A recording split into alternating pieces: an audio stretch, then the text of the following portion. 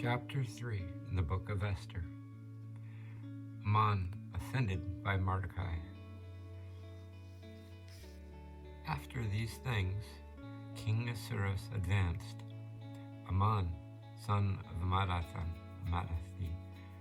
who was of the race of Aga, and he set his throne above all the princes that were with him, and all the king's servants that were at the doors of the palace bent their knees and worshipped Haman, for so the emperor had commanded them.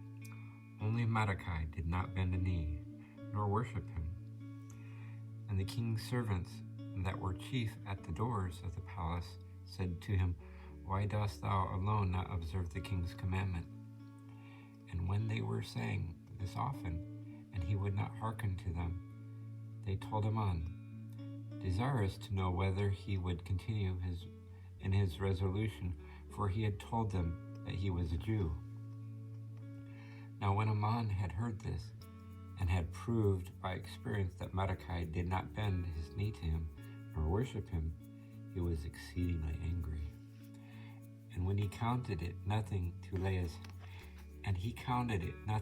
his hands upon Mordecai alone, for he had heard that he was of the nation of Jews, and he chose rather to destroy all the nations of the Jews that were in the kingdom of Ahasuerus.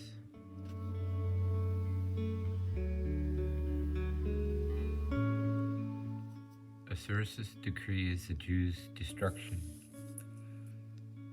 In the first month, which is called Nisan, in the 12th year of the reign of Ahasuerus, the lot was cast into an urn, which in Hebrew is called Pur, before Haman, on what day what month the nation of the Jews should be destroyed.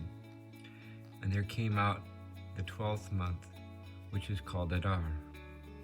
And Haman said to King Ahasuerus, There is a people scattered through all provinces of thy kingdom, and separated one from another, that use the new laws and ceremonies, and moreover despise the king's ordinances. And thou knowest very well that it is not expedient for thy kingdom that they should grow insolent by impurity.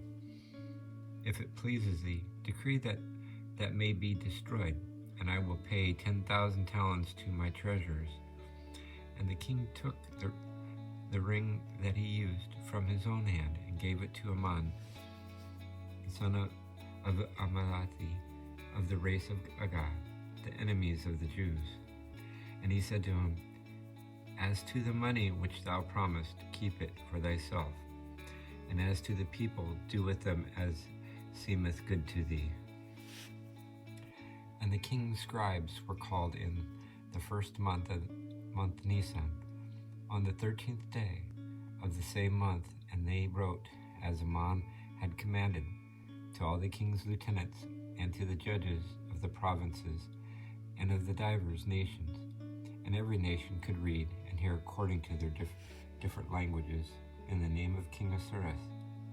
And the letters, sealed with his ring, were sent by the king's messengers to all the provinces, to kill and destroy all the Jews, both young and old, little children and women, in one day, that is, on the 13th of the 12th month, which is called Adar, and to make a spoil of their goods. And the contents of the letters were to this effect, that all provinces might know and be ready against that day.